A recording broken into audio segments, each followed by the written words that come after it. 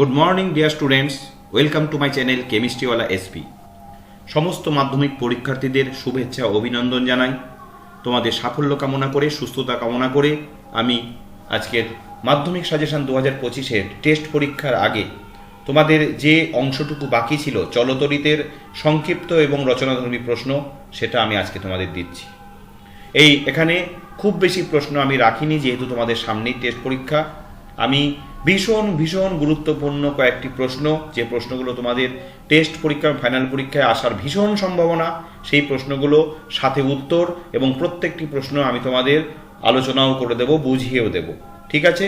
তো ভিডিওটা স্কিপ না করে প্রথম থেকে শেষ পর্যন্ত দেখো। আর একটি ঘোষণা তোমাদেরকে আমি জানিয়ে রাখি, আজ রাত্রি 9টায় লাইভে আসছি আমি তোমাদের সাথে। তোমরা প্রত্যেকে কিন্তু থেকো।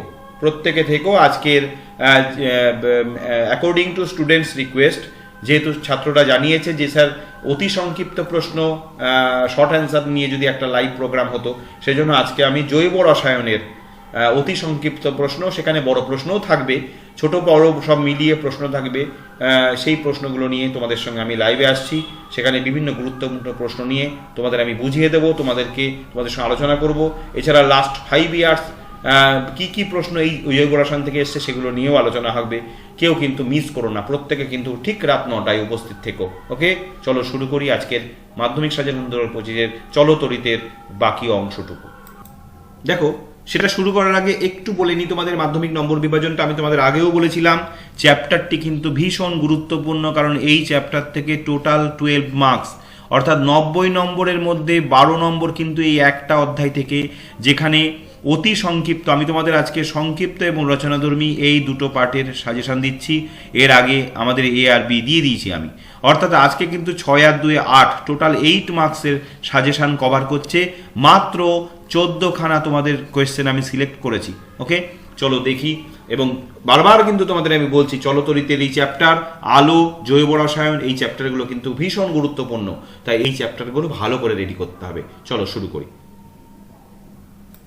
প্রথম প্রশ্ন দেখো, কোন কোষের তড়িৎচালক বল 1.7 ভোল্ট বলতে কি বোঝো? এই ধরনের প্রশ্ন কিন্তু 2 নম্বরের প্রশ্ন আসে। এটা মার্কস 2 নম্বরের প্রশ্নের জন্য এগুলো আসে। পরিষ্কার করে সুন্দর করে ছোট্টর উপরে আমি উত্তর লিখে দিয়েছি, টু দ্য পয়েন্ট, কোনো বেশি অতিরিক্ত লেখার কোনো দরকার নেই। দেখো, কোনো কোষের তড়িৎচালক বল 1.7 ভোল্ট বলতে বোঝায় যে কোষটির পজিটিভ তড়িৎদ্বার থেকে নেগেটিভ তড়িৎদ্বারে 1 কুলম্ব তড়িতাদানকে নিয়ে যেতে 1.7 জুল কার্য করতে হবে। ক্লিয়ার? কোন কোষের তড়িৎচালক বল 1.5 হলে এই জায়গাটায় 1.5 জুল হতো। ভোল্ট বলতে বোঝায় যে কোষটির পজিটিভ তড়িৎদ্বার থেকে নেগেটিভ তড়িৎদ্বারে 1 কুলম্ব তড়িৎ আধানকে নিয়ে যেতে 1.7 জুল কার্য করতে হবে। এখানে যত ভোল্ট থাকবে, যে ভ্যালুটা থাকবে, এখানে তত জুল কার্য করতে হবে। কি? 1 কুলম্ব তড়িৎ আধানকে নিয়ে যেতে। ক্লিয়ার? খাতায় কিন্তু প্রত্যেকটা জিনিস সুন্দর করে লিখে নাও। চলো 2 নম্বর প্রশ্ন দেখি। 2 নম্বর ভীষণ গুরুত্বপূর্ণ একটি প্রশ্ন, এটা কিন্তু পরীক্ষায়, মাধ্যমিক পরীক্ষায় অনেকবার এসছে। তড়িৎচালক বল ও বিভব প্রবের মধ্যে দুটি পার্থক্য লেখো। ভীষণ ইম্পর্টেন্ট, বারবার বলছি, ভীষণ ইম্পর্টেন্ট এই প্রশ্নটা। 2 নম্বর থাকলে দুটো পার্থক্য লিখবে। যদি তুমি দুটো পার্থক্য লেখার সময় কনফিডেন্ট থাকো তবে দুটোই লিখবে, কিন্তু যদি কোনো কনফিউশন থাকে একটা বেশি লিখবে, সব সময় জানিয়ে রাখছি, কারণ সেক্ষেত্রে 3টের মধ্যে কোনো একটা ভুল হয়ে গেলে দুটোই তুমি 2 নম্বর পাবে। ক্লিয়ার? আর দুটো লিখে দিয়ে আসলে কোনো কারণে একটা ভুল হয়ে গেলে কিন্তু 1 মার্কস পাবে। দেখো, আমি যেভাবে তোমাদের পার্থক্য লেখা শিখিয়েছি ঠিক সেইভাবে একটি বক্স থাকবে, সেখানে বাদিকে কিন্তু কোন পয়েন্টের উপর ভিত্তি করে পার্থক্যটা লিখছে, অর্থাৎ প্রকৃতি রয়েছে, তারপর তড়িৎচালক বল, বিভব প্রভেদ। দেখো, আমি লিখেছি প্রথমে মান। তড়িৎচালক বল বিভব প্রভেদের থেকে বেশি হয়, আর বিভব প্রভেদ তড়িৎচালক বলের থেকে কম হয়। একদম সুন্দর করে ছোট্ট করে লেখা। 2 নম্বর পরিমাপক যন্ত্র। পোটেনশিওমিটার নামক যন্ত্রের সাহায্যে তড়িৎচালক বল মাপা হয়, আর ভোল্টমিটার যন্ত্রের সাহায্যে বিভব প্রভেদ মাপা হয়। ওকে, তাহলে দুটো পার্থক্য একদম পয়েন্ট করে সুন্দর করে লেখা আছে, তোমরা খাতায় লিখে নাও। চলো নেক্সট প্রশ্নে দেখি। এই প্রশ্নটাই কিন্তু দুটো অবজেক্টিভ হচ্ছে, তোমরা জানতে পারছো। অনেক সময় অবজেক্টিভ প্রশ্ন আসে, তড়িৎচালক বল মাপক যন্ত্রের নাম কি? পোটেনশিওমিটার। আর বিভব প্রভেদ মাপক যন্ত্রের নাম ভোল্টমিটার। ওকে, এছাড়া দেখি 3 নম্বর প্রশ্ন, ওহমের সূত্রটি বিবৃত করো, এর থেকে রোধের সংজ্ঞা দাও। এটাও কিন্তু ভীষণ গুরুত্বপূর্ণ প্রশ্ন। আমি তোমাদের মাত্র 14টা প্রশ্ন দিয়েছি, প্রত্যেকটা কিন্তু ভীষণ গুরুত্বপূর্ণ, একটাও বাদ দেবে না। ওহমের সূত্রটি বিবৃত করো, এর থেকে রোধের সংজ্ঞা দাও, এটা কিন্তু মাধ্যমিক পরীক্ষায় অনেকবার এসছে। তো দেখো, প্রথমে আমি সূত্রের বিবৃতিটা দিয়ে দিলাম, এটা বিবৃতি, তোমরা এরকম পয়েন্ট করতে পারো। কি বলছে? উষ্ণতা ও অন্যান্য ভৌত অবস্থা, ব্র্যাকেটের মধ্যে চাপ, চৌম্বক ক্ষেত্র ইত্যাদি ভৌত অবস্থাগুলো অনেক বইয়ে উল্লেখ থাকে না, আমি তোমাদের এখানে ব্র্যাকেটে উল্লেখ করে দিলাম। অপরিবর্তিত থাকলে কোনো পরিবাহীর প্রবাহ মাত্রা ওই পরিবাহীর দুই প্রান্তের বিভব পার্থক্যের সমানুপাতিক হয়। ব্যাখ্যাটা আমি তোমাদের বোঝাবো বলে আমি লিখিনি। চলো দেখি। দেখো, আমি তোমাদের এখানে একটা সার্কিট এঁকেছি, অর্থাৎ আমরা জানি উচ্চ বিভব থেকে নিম্ন বিভবে তড়িৎ যায়, এখানে আই তড়িৎ প্রবাহ মাত্রা যাচ্ছে। এবার ওহমের সূত্র অনুযায়ী যদি উষ্ণতা অন্যান্য ভৌত অবস্থা অপরিবর্তিত থাকে, তবে ওই পরিবাহের প্রবাহ মাত্রা ওই পরিবাহের দুই প্রান্তের বিভব পার্থক্যের সমানুপাতিক হয়। তাহলে বিভব পার্থক্যটা কত হবে? দেখো, তাহলে বিভব পার্থক্য কি করব? বড় থেকে ছোটটা বিয়োগ করব, অর্থাৎ ভিএ মাইনাস ভিবি। সুতরাং সূত্রানুসারে VA minus VB proportional to কি হবে? I. VA minus VB proportional to I, বা ভিএ মাইনাস ভিবি সমান সমান ভিএ মাইনাস ভিবি সমান সমান কে ইন্টু আই, বা ভিএ মাইনাস ভিবিটাকে আমি ভি ধরলাম সমান সমান কে ইন্টু আই, যেখানে কে সমান সমান সমানুপাতিক ধ্রুবক। এইভাবেই লিখবে সুন্দর করে, পরিষ্কার পরিচ্ছন্ন করে, সমানুপাতিক ধ্রুবক। এই কে এর মান, এই কে কে বলা হয়, কে কে বলা হয় পরিবাহীর রোধ। ভালো করে বুঝে নাও। আমি যদি এক থেকে রোধের সংজ্ঞা দাও, আমি কিন্তু এখনো আসিনি। ওহমের সূত্রটি বিবৃত করো, যদি শুধু এই প্রশ্নটা থাকে তার এবং ওহমের সূত্রটি বিবৃত করো, ব্যাখ্যা করো, তাহলে বিবৃতি দেওয়ার পর ব্যাখ্যাটা আমি এই পর্যন্ত সেখানে শেষ করলাম। ক্লিয়ার? এবার এর থেকে রোধের সংজ্ঞা দাও, সেটা আলাদা পার্ট, সেটা দেখো কিভাবে বোঝাচ্ছি। চলো, এটা বোঝা গেল ব্যাপারটা। এবং তার মানে দুই প্রান্তের বিভব প্রভেদ ভিএ মাইনাস বিবি ভি ধরলাম, তার মানে ভি সমান সমান কি হলো? কে ইন্টু আই। এটাকে অ্যাকচুয়ালি কে কে বলা হয় আর, তার মানে ভি সমান সমান আই আর। কে সমান সমান কি? এই ধ্রুবকটাকে আর দিয়ে প্রকাশ করা হয় প্রচলিত অর্থে। তার মানে ওহমের সূত্রের গাণিতিক রূপ আমরা কি পেলাম? ওহমের সূত্রের গাণিতিক রূপ পেলাম ভি সমান আই আর। ওকে, চলো এবার রোধের সংজ্ঞা কি করে পাচ্ছি দেখি। দেখো, এখানে সুন্দর করে আমি লিখে দিই, যেটা দ্বিতীয় পার্টের উত্তর কিন্তু। ওহমের সূত্র থেকে আমরা কি জানলাম? ভি সমান সমান আই ইন্টু আর।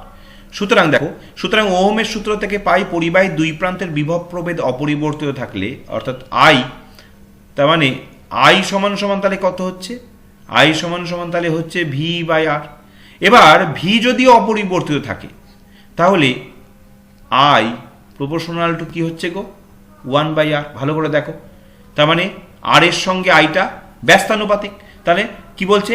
আর এর মান বৃদ্ধি পেলে আয়ের মান হ্রাস পায়। আবার তাহলে আর যদি বাড়ে, তাহলে প্রবাহ মাত্রা কমে যাচ্ছে। আবার আর এর মান হ্রাস পেলে আয়ের মান বৃদ্ধি পাচ্ছে। তাহলে দেখো, আর কি এমন জিনিস যেটা বেড়ে গেলে তার পরিবাহী তারের মধ্যে দিয়ে প্রবাহ মাত্রা হতে বাধা পাচ্ছে, আবার আর কমে গেলে প্রবাহ মাত্রা বেড়ে যাচ্ছে। দেখো, সুতরাং ওহমের সূত্র থেকে যে সংজ্ঞা পাই তা হলো, এটা কিন্তু আমি বোঝাচ্ছি তোমাদের, কিন্তু পরীক্ষায় আসলে ঠিক যেটুকু আমি এখানে লিখছি সেটা লিখবে। ওহমের সূত্র থেকে পাই বলে এই কথাটুকু লিখবে কিন্তু, আর এই কথাটাও লিখবে, আর এইগুলোও কিন্তু লেখার কোনো দরকার নেই। সুতরাং যে ধর্মের জন্য কোনো পরিবাহী ওর মধ্যে দিয়ে তড়িৎ প্রবাহকে বাধা দেয়, তাকে ওই পরিবাহীর রোধ বলে। ব্যাস, তাহলে ওহমের সূত্র থেকে আমি রোধের সংজ্ঞা পেয়ে গেলাম, তাই না? আই সমান সমান ভি বাই আর। তাহলে আর বাড়লে আই কমে যাচ্ছে, আর কমলে আই বেড়ে যাচ্ছে।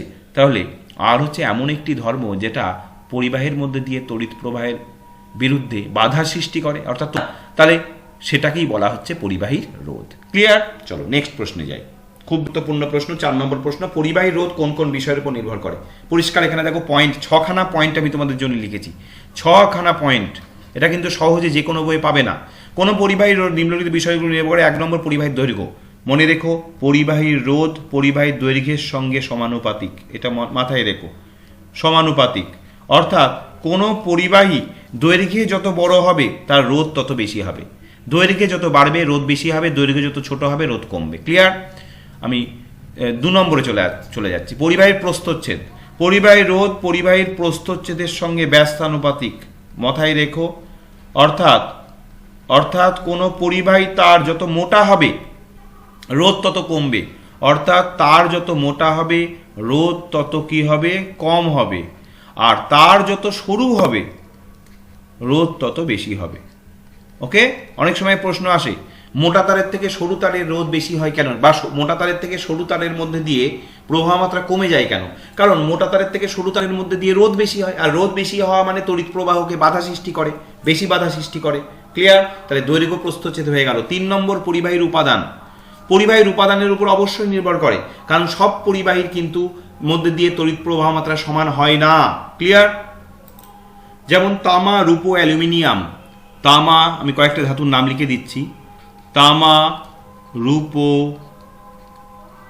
অ্যালুমিনিয়াম ইত্যাদি ধাতুর রোধ কিন্তু এদের রোধ খুবই কম। স্বাভাবিকভাবে রোধ খুবই কম হওয়ার জন্য এদের মধ্যে দিয়ে প্রবাহ মাত্রা কি হবে, প্রবাহ মাত্রা খুবই বেশি হবে। ক্লিয়ার? বোঝা গেল?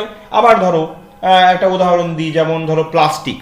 প্লাস্টিকের কি, এই প্লাস্টিকের রোধ কি, প্লাস্টিকের রোধ খুবই বেশি, যে কারণে প্লাস্টিকের রোধ খুবই বেশি হওয়ার জন্য এর মধ্যে দিয়ে প্রবাহ মাত্রা কি, খুবই কম। ক্লিয়ার? 4 নম্বর উষ্ণতা। উষ্ণতার সঙ্গে পরিবাহী রোধের কি সম্পর্ক? মনে রেখো, সাধারণত উষ্ণতা বাড়লে, আমি কথাটা লিখে দিই, সাধারণত উষ্ণতা বাড়লে রোধ বাড়ে, তার মানে সম্পর্কটা সমানুপাতিক। উষ্ণতা বাড়লে রোধ বাড়ে, আর উষ্ণতা কমলে রোধ কমে, এটা মনে রেখো। তার মানে সম্পর্কটা কি, সম্পর্কটা সমানুপাতিক। ওকে, নাও 5 নম্বর পয়েন্ট, আলো, আলো, চাপ, এগুলো বিশেষ পরিস্থিতি। 5 নম্বরে আরো একটা গুরুত্বপূর্ণ প্রশ্ন, রোধাঙ্ক কাকে বলে, এসআই পদ্ধতিতে এর একক লেখো। এটাও ভীষণ ইম্পর্টেন্ট। রোধাঙ্ক কাকে বলে, দেখো সংজ্ঞাটা ঠিক এইটুকু লিখবে, এর বেশি নয়। আর এসআই পদ্ধতিতে রোধাঙ্কের একক, দুটো একদম টু দ্য পয়েন্ট আনসার দেওয়া আছে। স্থির উষ্ণতায় একক দৈর্ঘ্য এবং একক প্রস্থচ্ছেদ বিশিষ্ট কোনো পরিবাহীর দুই বিপরীত পৃষ্ঠের মধ্যবর্তী অংশের রোধকে বলে ওই পরিবাহীর উপাদানের রোধাঙ্ক। তোমাদের বইয়েও পেয়ে যাবে, আমিও এখানে লিখে দিয়েছি, কোনো সমস্যা নেই। তাহলে একটুখানি দেখো বুঝিয়ে দিই। ধরো এখানে আমি একটা ঘনক আঁকলাম, এখানে আমি একটা ঘনক আঁকছি। দেখো একক দৈর্ঘ্য, এই দুই বিপরীত পৃষ্ঠ, এই পৃষ্ঠ আর এই পৃষ্ঠের মধ্যে দৈর্ঘ্য কত, এই দুই বিপরীত পৃষ্ঠের মধ্যে দৈর্ঘ্য ধরলাম আমি 1 মিটার ধরলাম। দুই বিপরীত পৃষ্ঠের একক প্রস্থচ্ছেদ, এই প্রত্যেকটা এই পৃষ্ঠটা এর ক্ষেত্রফল ধরলাম 1 মিটার স্কোয়ার। এই যে বলছে একক প্রস্থচ্ছেদ বিশিষ্ট কোনো পরিবাহীর ক্ষেত্রফল বিশিষ্ট কোনো পরিবাহীর দুই বিপরীত পৃষ্ঠের, এইটা আর এইটা, এই মাঝখানে যা রোধ আছে তাকে ওই পরিবাহীর উপাদানের রোধাঙ্ক বলে। এসআই পদ্ধতিতে রোধাঙ্কের একক কি, ohm metre, ohm metre. CGS পদ্ধতিতে ওহম সেন্টিমিটার, মনে রেখো এটা। চলো 6 নম্বর প্রশ্নে যাই।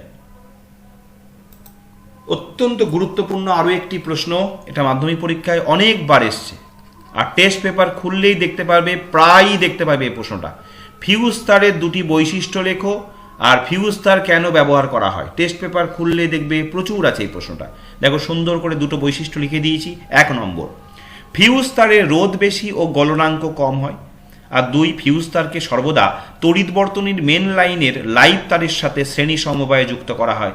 এটা মনে রাখলে কিন্তু তোমাদের অনেকগুলো অবজেক্টিভে একবারে সমাধান হয়ে যাবে।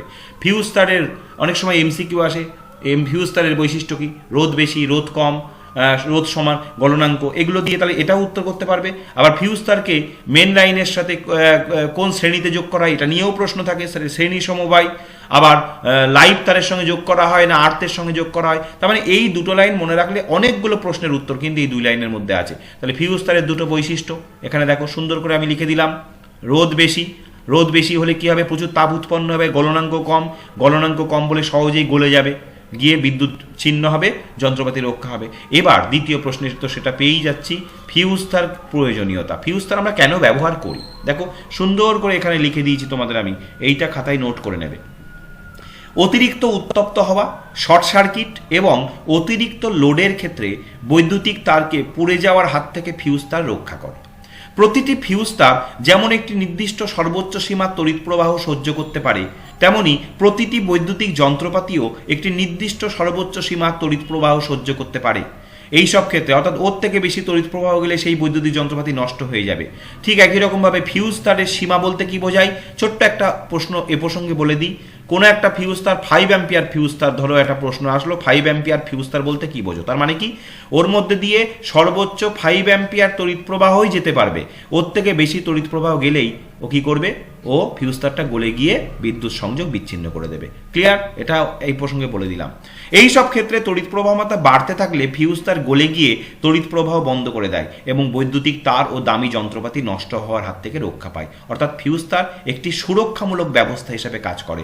সুন্দর করে একদম পারফেক্ট আনসার লিখে দিয়েছি তোমাদের আমি, তোমরা এইভাবে সুন্দর করে পরীক্ষায় আসলে লিখবে ফিউজ তারের প্রয়োজনীয়তা। ওকে, আমি তোমাদের খুব সুন্দর করে লিখে দিলাম, এটা কিন্তু নোট লিখে নিও, ভিডিওটা পজ করে এগুলো প্রশ্ন, প্রত্যেকটা প্রশ্নের উত্তর কিন্তু লিখে নিও। ক্লিয়ার? ফিউজ তারের বৈশিষ্ট্য কি, ফিউজ তারের প্রয়োজনীয়তা কি। চলো 7 নম্বর প্রশ্নে যাই। আরও একটি ভীষণ গুরুত্বপূর্ণ প্রশ্ন, তোমরা নিজেরাও বুঝতে পারছো প্রত্যেকটি প্রশ্ন কিন্তু ইম্পর্টেন্ট। একটি বাল্বের গায়ে লেখা আছে 220 ভোল্ট 100 ওয়াট, এ কথার অর্থ কি?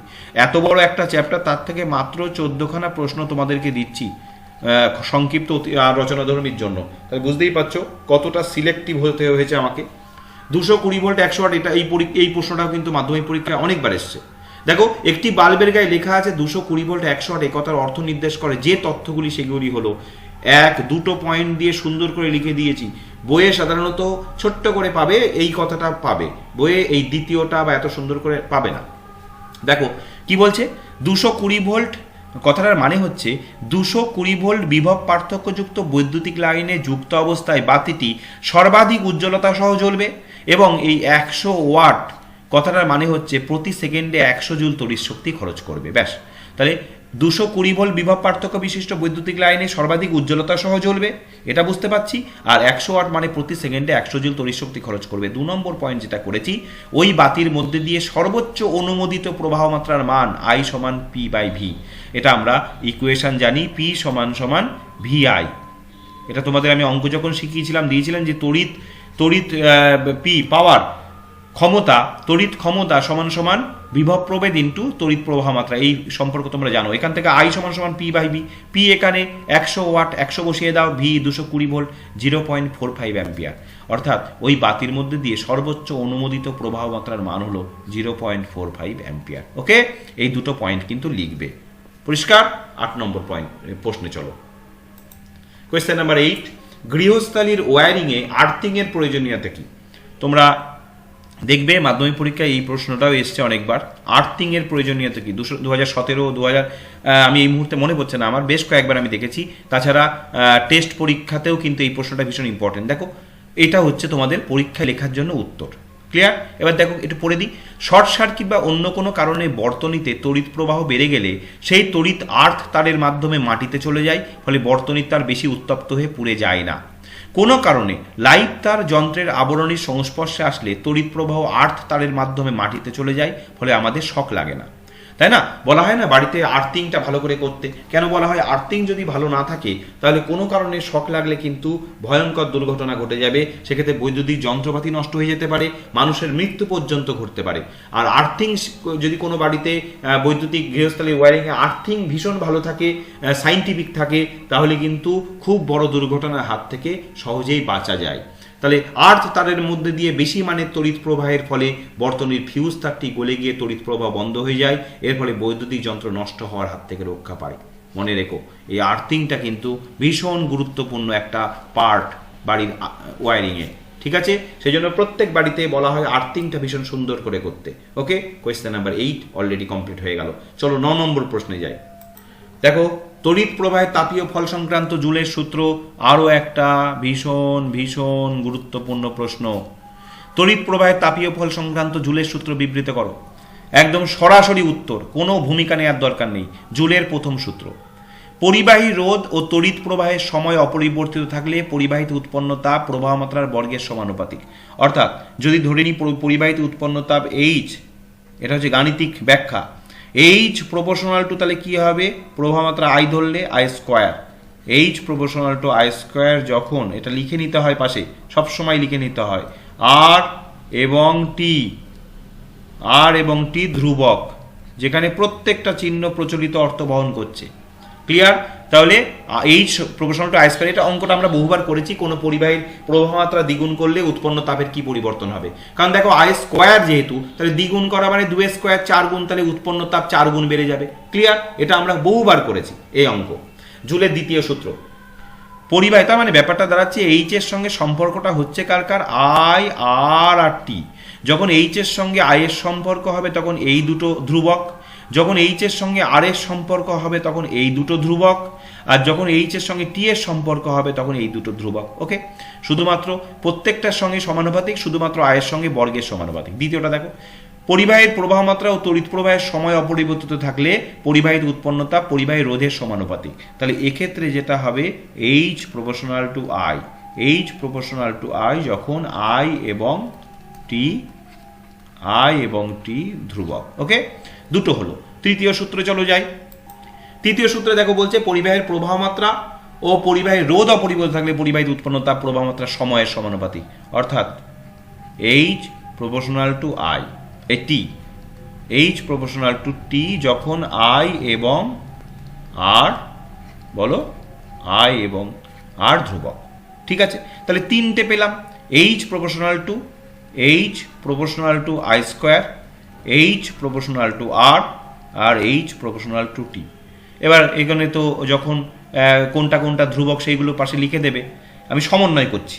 সুতরাং H proportional to I square R T পাশে ব্র্যাকেটেই লিখবে যখন প্রত্যেকেই পরিবর্তনশীল। ব্যাপারটা বুঝে নাও, যখন এই কথাগুলো এইভাবে লিখতে হয় যখন প্রত্যেকেই পরিবর্তনশীল। সুতরাং এইচ সমান সমান K into I square R টি। এখানে কে একটি সমানুপাতিক ধ্রুবক, কে সমানুপাতিক ধ্রুবক, আমি অত কথা লিখলাম না, তোমরা লিখে নিও। সমানুপাতিক ধ্রুবক, কে এর মান দেখা গেছে পরীক্ষা করে, কে এর মান হচ্ছে 1/j, অর্থাৎ এইচ সমান সমান I square R T by J. J কে বলা হয় তাপের যান্ত্রিক তুল্যাঙ্ক, তাপের যান্ত্রিক তুল্যাঙ্ক পুরো আমি বুঝিয়ে দিলাম, যার মান হচ্ছে 4.2 জুল পার ক্যালোরি। তাহলে এইচ সমান সমান তাহলে কি দাঁড়াচ্ছে, I square R T by 4.2, এটাকে সরলীকরণ করলে দাঁড়াচ্ছে 0.24 আই স্কোয়ার আর টি। আমি এখানে একটুখানি সরলীকরণ রূপটা লিখে দিচ্ছি, ফাইনাল যে রূপটা লিখে দিচ্ছি, এইচ সমান 0.24 আই স্কোয়ার আর টি। এইটা হচ্ছে জুলের সূত্রের গাণিতিক রূপ। ওকে, বোঝা গেল ব্যাপারটা? তিনটে সূত্র এবং সূত্রের সমন্বয়। যদি তোমাকে প্রশ্ন আসে জুলের সূত্রগুলি লেখো, তাহলে সূত্রগুলো লিখেও তুমি দিতে পারো, এত কথা না লিখলেও হবে। কিন্তু যদি বলে জুলের সূত্রগুলি লেখো এবং ব্যাখ্যা করো, বা জুলের সূত্রে গাণিতিক সূত্রগুলি বিবৃত করো এবং গাণিতিক রূপটি লেখো, তাহলে একটু বলে দেওয়াই ভালো।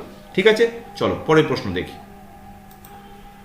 এবারে কোয়েশ্চেন নাম্বার 10। বুঝতেই পারছো, তোমরা দেখলে নিজেরাই বুঝতে পারছো যে তোমরাও টেস্ট পেপার ঘাটাঘাটি করছো, কোয়েশ্চেন ব্যাংক ঘাটাঘাটি করছো, তোমাদেরও যথেষ্ট নলেজ আছে কোন প্রশ্নটা ইম্পর্টেন্ট, কোন প্রশ্নটা ইম্পর্টেন্ট নয়। তোমাদের অলরেডি অনেক নলেজ হয়ে গেছে, নিশ্চয়ই বুঝতে পারছো এই কোয়েশ্চেনটা কতটা ইম্পর্টেন্ট। বার্লো চক্রের কার্যনীতি ব্যাখ্যা করো, আর বার্লো চক্রের ঘূর্ণন বৃদ্ধির দুটি উপায় লেখো। ভীষণ ইম্পর্টেন্ট প্রশ্ন। এ পর্যন্ত 10খানা প্রশ্ন হলো, 10টাই কিন্তু ইম্পর্টেন্ট। দেখো কার্যনীতি, এইটা যেটা লিখে দিয়েছি তোমাদের আমি, সেইটা হচ্ছে কার্যনীতি। অনেক বইয়ে কার্যনীতিটা সুন্দর করে লেখা থাকে না, এখানে কিন্তু সুন্দর করে দেখো লিখে দিলাম। অনেকগুলো বই থেকে, রেফারেন্স বুক থেকে আমি এইটা সুন্দর করে লিখে দিলাম, এটা লিখে নিও। চৌম্বক ক্ষেত্রে স্থাপিত তড়িৎ পরিবাহীর উপর চৌম্বক বল ক্রিয়া করে, যার প্রভাবে পরিবাহী গতিশীল হয়। এই নীতিকে কাজে লাগিয়ে বার্লো চক্র ঘোরে। কোনো বর্তনীর মধ্যে দিয়ে তড়িৎ প্রবাহ সৃষ্টি করলে তড়িৎ প্রবাহ ধাতব দণ্ড ও ধাতব চক্রের মধ্যে দিয়ে পারদে যায়। চক্রের দাঁতটি চুম্বকের এনএস মেরুর মধ্যে থাকায় তার উপর বল প্রযুক্ত হয় ফ্লেমিংয়ের বামহস্ত নিয়ম অনুসারে। তাহলে বার্লো চক্রের সঙ্গে কিন্তু ফ্লেমিংয়ের বামহস্ত নিয়ম কানেক্টেড। চক্রের দাঁতটি চিত্রে দেখানো অভিমুখে ঘুরবে বলে পারদ থেকে উঠে আসবে, তখন গতিজাড্যের জন্য পরের দাঁতটি আবার এসে পারদকে স্পর্শ করবে, ফলে তড়িৎ প্রবাহ চলতে থাকবে। এইভাবে চক্রটি ঘুরতেই থাকবে। এই হচ্ছে বার্লো চক্রের কার্যনীতি। আমি একটা ছোট্ট ছবি এঁকে তোমাদের বুঝিয়ে দিই। দেখো এখানে একটা ছবি আমি আঁকলাম, এই ছবিটা একটু এঁকো, খুব বেশি সময় নিও না, মোটামুটি এঁকো। এখানে দেখো অনেকগুলো দাঁত বিশিষ্ট একটি তামার পাতের চক্রকে দেখতেই পাচ্ছ অনেকগুলো দাঁত বিশিষ্ট তামার পাতের চক্র কিন্তু দণ্ডের দ্বারা এমনভাবে আটকানো আছে যাতে এই চক্রটি বাধাহীনভাবে ঘুরতে পারে। ওকে, এবং চক্রের একটি দাঁত দেখো পাটাতনের উপর রাখা পাত্রের পারদকে স্পর্শ করে আছে। দেখো এই যে বক্সটার মধ্যে পারদ আছে এবং একটা দাঁত কিন্তু পারদকে স্পর্শ করে থাকে। চক্রে যে দাঁতটি পারদকে স্পর্শ করে থাকে সেটি একটি দেখো অশ্বক্ষুরাকৃতি চুম্বক। এই দেখো একটা অশ্বক্ষুরাকৃতি চুম্বকের এনএস মেরুর মাঝে থাকে। তাহলে এই পারদটা কিন্তু আরেকটু বড় হবে, এখানে অশ্বক্ষুরাকৃতি চুম্বকটা আরেকটু ঘিরে থাকবে, আরেকটু এখানে এদিকে এগিয়ে আসা উচিত ছিল, থাকবে। এবং দেখো ধাতব দণ্ড এবং পারদকে, এই ধাতব দণ্ড এবং পারদকে দুটো স্ক্রু S1 S2, এটা S1 আর এটা S2, দুটো স্ক্রুর মধ্যে দিয়ে এর মধ্যে দিয়ে ব্যাটারির সঙ্গে যুক্ত করা থাকছে। ফলে এখান থেকে কি হচ্ছে, এখান দিয়ে তড়িৎ প্রবাহ যাচ্ছে। ক্লিয়ার? পুরো সেট আপটা এরকম করে করা হলো। যেই তড়িৎ প্রবাহ যাচ্ছে, দেখো এখানে চৌম্বক ক্ষেত্রের অভিমুখ, এটা তড়িৎ প্রবাহের অভিমুখ, এটা ফ্লেমিংয়ের বাম হস্ত নিয়মের সঙ্গে যেহেতু কানেক্টেড, পরিবাহীর গতির অভিমুখ। তাহলে তড়িৎ প্রবাহ আসলো, এই যে তড়িৎ প্রবাহ এলো, এটা চৌম্বক ক্ষেত্র, স্বাভাবিকভাবেই পরিবাহীর গতির অভিমুখ এই যে চক্রটা ঘুরবে। তাহলে যেই একটা দাঁত উঠে যাবে পারদ থেকে, এখানে একটা চৌম্বক ক্ষেত্র সৃষ্টি হচ্ছে। ফলে যেই উঠে যাবে সঙ্গে সঙ্গে গতিজাড্যের জন্য পরের দাঁতটি এসে স্পর্শ করবে এবং তড়িৎ প্রবাহ যেহেতু চলতেই থাকছে, এই ঘটনাটা চলতেই থাকবে। তাহলে বাল্যচক্রের কার্যনীতি ছবি সহ সুন্দর করে লিখে দিও। ক্লিয়ার? চলো আরও একটি গুরুত্বপূর্ণ প্রশ্ন দেখো, ফ্লেমিংয়ের বামহস্ত নিয়ম লেখো ও ব্যাখ্যা করো। ছোট্ট করে টু দ্য পয়েন্ট লেখা আছে, কোনো বাড়তি কথা লেখার দরকার নেই। বাম হস্তের বৃদ্ধাঙ্গুলি, দেখো বাম হস্তের বৃদ্ধাঙ্গুলি মধ্যমা এবং তর্জনীকে, এই যে বৃদ্ধাঙ্গুলি মধ্যমা, এই যে মধ্যমা এবং তর্জনীকে এখানে আমি দেখিয়ে দিয়েছি। দেখো প্রত্যেক পরস্পরের সাথে সমকোণে রাখলে দেখো প্রত্যেকের সঙ্গে প্রত্যেকের কোণের মান কত, 90 ডিগ্রি। এটা MCQ বা অবজেক্টিভ প্রশ্ন তোমাদের আসে যে এদের মধ্যে কোণের মান কত, 90 ডিগ্রি মনে রাখবে। সমকোণে রাখলে যদি তর্জনী, এই যে তর্জনী চৌম্বক ক্ষেত্রের দিক, এই যে তর্জনী চৌম্বক ক্ষেত্রের দিক, মধ্যমা তড়িৎ প্রবাহের দিক নির্দেশ করে, তবে বৃদ্ধাঙ্গুলি, এই যে বুড়ো আঙুল বা বৃদ্ধাঙ্গুলি পরিবাহীর গতির অভিমুখ নির্দেশ করবে। একদম সুন্দর টু দ্য পয়েন্ট বিবৃতি লিখে ছবি এঁকে দেবে, ব্যাস 2-এ 2 বা 3-এ 3 পাবে। এটা 3-এ 3 থাকে না, 2ই থাকে। ফ্লেমিংয়ের বামহস্ত নিয়ম লেখো, ব্যাখ্যা করো। ঠিক এইভাবে যেভাবে আমি তোমাদের প্রেজেন্ট করলাম এইভাবেই কিন্তু খাতায় তোমরা লিখে নিও। ওকে, চলো পরের প্রশ্নে যাই।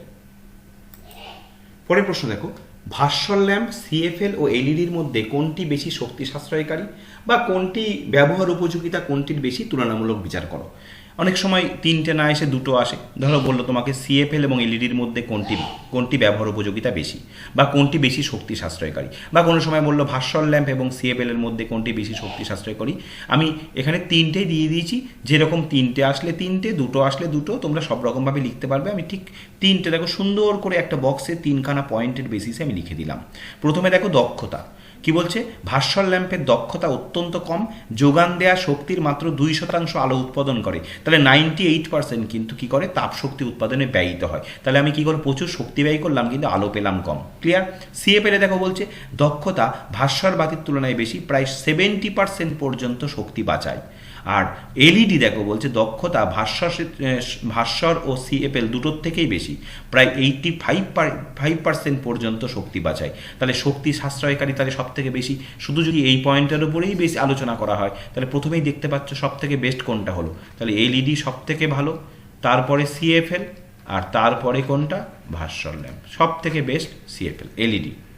এবার আয়ুর বেসিসে দেখি, ভাস্বর ল্যাম্পের যে আয়ু যেখানে 1500 ঘন্টা গড়ে মোটামুটি, CFL এর হচ্ছে 9000 ঘন্টা বা তার বেশি, সেখানে দেখো এলইডির দেখো 30,000 ঘন্টা বা তার বেশি আয়ু। আর একটা পয়েন্টের বেসিসে আলোচনা করেছি তড়িৎ শক্তির খরচ। দেখো ভাস্বর ল্যাম্প প্রতি বছর গড়ে 219 এটা একক লিখতে হবে পাশে, নাহলে ভ্যালুলেস। সেটা হলো, এটা হবে, তোমরা জানো যে তড়িৎ শক্তির হিসেব করা হয় কিলোওয়াট ঘন্টা বা BOTও লেখা যেতে পারে, কিলোওয়াট ঘন্টা হারে শক্তি খরচ করে, যেখানে CFL 50 কিলোওয়াট আওয়ার হারে শক্তি খরচ করে, বা BOTও লিখতে পারতে। এলইডি প্রতি বছর গড়ে 30 কিলোওয়াট আওয়ার হারে শক্তি খরচ করে। ক্লিয়ার? তাহলে পুরো একদম ডিটেলস আলোচনা করা থাকলো, তোমার যে কোনো 2টো আসলে লিখতে পারবে, 3টে আসলে লিখতে পারবে। ক্লিয়ার? চলো পরের প্রশ্নে যাই। আর মাত্র 2টো প্রশ্ন আছে। দেখো এই প্রশ্নটা কিন্তু ভীষণ গুরুত্বপূর্ণ, 13 নম্বর প্রশ্ন। কোনো বাড়তি কথা নেই, শুধু সূত্র। আর সূত্র লেখার ক্ষেত্রে বাড়তি কথা লেখার কোনো স্কোপও থাকে না। প্রথম সূত্র, দ্বিতীয় সূত্র আমি বোঝাচ্ছি না, বোঝালে অনেক সময় লেগে যাবে। জাস্ট এখানে সুন্দর করে আমি লিখে দিয়েছি তোমাদের বইয়েও তোমরা পাবে, আমিও লিখে দিলাম। তো এটা খাতায় সুন্দর করে লিখে নেবে। তবে এখানে আমি খুব সুন্দর করে সব দিক ভাবনা চিন্তা করে সুন্দর করে গুছিয়ে লিখে দিলাম। এইভাবেই প্রথম সূত্র, দ্বিতীয় সূত্র এইভাবে আলাদা আলাদা করে পয়েন্ট করে করে সুন্দর প্রেজেন্ট করে লিখবে। ওকে, পরিষ্কার পরিচ্ছন্ন করে, হাতের লেখা যেন সুন্দর হয়, কাটাকুটি যেন বেশি না হয়, নোংরা খাতাটা যেন বেশি নোংরা না হয়, একটু পরিষ্কার পরিচ্ছন্ন করে প্রেজেন্ট করার চেষ্টা করবে, ঠিক আছে? আর যদি কোনো কারণে একটা কথা তোমাদের এ প্রসঙ্গে বলে দিই, যদি অনেক স্টুডেন্ট আছে খাতায় কোনো কিছু ভুল হলে সেই ভুল জায়গাটা মানে একেবারে হ্যাজা ভ্যাজা করে অনেক সময়ও নষ্ট হয়, কালিও খরচ হয়। কালি খরচের থেকে সবথেকে বড় কথা সেই মূল্যবান সময়, সেই সময় পরীক্ষা দিচ্ছ, সেই সময়টা নষ্ট হয়। আর সবথেকে বড় কথা, দেখতে খুব বাজে লাগে। অনেকে আবার কি করে, অনেকে আবার সেই কোথাও ভুল হয়ে গেলে সেই জায়গাটাই ডিজাইন করা শুরু করে, সেই ভুল জায়গাটা কাটাকুটি করে ডিজাইন করা শুরু করে। জাস্ট সিঙ্গেল স্ট্রাইকে একটা বা দুটো দাগ দিয়ে জায়গাটাকে বক্স করে কেটে দাও, আর কিচ্ছু করার দরকার নেই। নেক্সট ওই সময়টাকে সারা বছরের পরিশ্রমে ওইভাবে সময়টা ওখানে নষ্ট না করে অন্য প্রশ্ন ভালো করে পড়ে উত্তর লেখো। প্রসঙ্গক্রমে এই কথাটা আমি তোমাদের একটু বলে দিলাম। চলো আজকের সাজেশন পর্বের শেষ প্রশ্ন দেখো, ভীষণ গুরুত্বপূর্ণ একটি প্রশ্ন দিয়ে আজকে সাজেশন পর্ব শেষ করব। পরিবর্তী তড়িৎ প্রবাহ বলতে কি বোঝো? যেটাকে আমরা এসি কারেন্ট জানি, অল্টারনেটিং কারেন্ট বলতে কি বোঝো? ডিসি অপেক্ষা এসি তড়িৎ ব্যবহারের দুটি সুবিধা লেখো। এটাও কিন্তু মাধ্যমিক পরীক্ষায় আগে কিন্তু এসছে, ইম্পর্টেন্ট। দেখো, পরিবর্তী তড়িৎ প্রবাহ, কোনো বর্তনীতে যদি তড়িৎ প্রবাহ মাত্রা একটি নির্দিষ্ট সময়ান্তর বারবার বিপরীতমুখী হয় এবং প্রবাহ মাত্রার মানও সময়ের সাথে পরিবর্তন হয়, তবে এই ধরনের তড়িৎ প্রবাহকে বলে পরিবর্তী প্রবাহ। যেটা আমাদের বাড়িতে, অর্থাৎ আমাদের বাড়িতে যে তড়িৎ আমরা ব্যবহার করি সেটা কিন্তু এই পরিবর্তী প্রবাহ। ক্লিয়ার? বোঝা গেল? আর ব্যাটারিতে যে তড়িৎ থাকে সেটা কিন্তু ডাইরেক্ট কারেন্ট, ডিসি। ক্লিয়ার? এই সংজ্ঞাটা লিখে নিয়ে এর বোঝানোর কিছু নেই। আর একটা গুরুত্বপূর্ণ প্রশ্ন এর সঙ্গে আছে, আমি দুটো পয়েন্ট করে সুন্দর করে লিখে দিয়েছি। দেখো, ডিসি অপেক্ষা এসি তড়িৎ ব্যবহারের দুটি সুবিধা। নাহলে এসি তড়িৎ, নাহলে তো আমরা ডিসি বাড়িতে ব্যাটারি দিয়েই সব চালাতাম, তাহলে এসি ব্যবহার করি কেন? অল্টারনেটিং কারেন্ট দিয়ে আমাদের বাড়ির সমস্ত লাইট পাখা ঘোরাই কেন? দেখো, কারণ আছে নিশ্চয়ই। এক, এসি বিভবকে ট্রান্সফরমারের সাহায্যে প্রয়োজন মতো বাড়ানো বা কমানো যায়, আর 2 নম্বর দেখো, তাহলে এসির ভোল্টেজকে কি করা যায়? ট্রান্সফরমারের সাহায্যে প্রয়োজন মতো বাড়ানো যায় বা কমানো যায়। ডিসির ক্ষেত্রে কিন্তু সেই সুবিধাটা থাকে না, বাড়ানো বা কমানো যায়, কিন্তু ডিসির ক্ষেত্রে আমি এখানে একটু কথাটা লিখে দিলাম, ডিসির ক্ষেত্রে সেই সুবিধা নেই। এটা লিখে নিও, অ্যাড করে নিও কথাটা।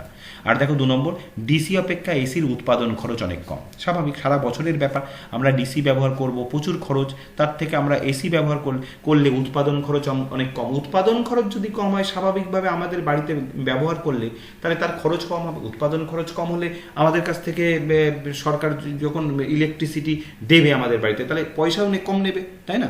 আর ডিসি ব্যবহার করলে আমাদের খরচ বেড়ে যাবে। তাহলে স্বাভাবিকভাবে দুটো, একটা হচ্ছে ট্রান্সফরমারের সাহায্যে ভোল্টেজ বাড়ানো কমানো যায়, এই সুবিধাটা এসিতে আছে, ডিসিতে নেই। আর 2 নম্বর হচ্ছে ডিসি অপেক্ষা এসির উৎপাদন খরচ কম। বোঝা গেল? সুন্দর করে সমস্ত লিখে দিলাম, 14খানা প্রশ্ন তোমাদের আমি দিলাম। আমি তোমাদের একদম শুরু থেকে শেষ পর্যন্ত সাজেশন কিন্তু কমপ্লিট করে দিলাম। আমার হয় আজকে এই পর্যন্ত। প্রত্যেকে সুস্থ থেকো, ভালো থেকো, খুব তাড়াতাড়ি আবার তোমাদের সঙ্গে দেখা হচ্ছে। প্রত্যেকে ভালো থেকো।